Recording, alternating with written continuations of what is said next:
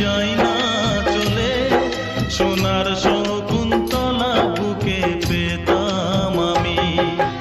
আংটি থাকুক না থাকুক তার আঙুলে, যেতাম না কখনো যে তাকে ভুলে। দুষ্মন্ত রাজা যদি হতাম আমি, শকুন্তলাকে চিনে নিতাম আমি। আংটি থাকুক না থাকুক তার আঙুলে, যেতাম না কখনো যে তাকে ভুলে।